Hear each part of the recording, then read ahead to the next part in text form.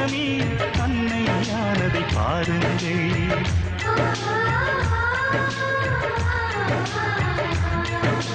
சிலுவைகளை நீ சுமந்து மாலைகள் எமக்கு சூட்டினாய். சிறகடிக்கும் பறவைக்கெல்லாம் வானத்தை போல மாறினாய். இழியோடு நீ குடையாவதா?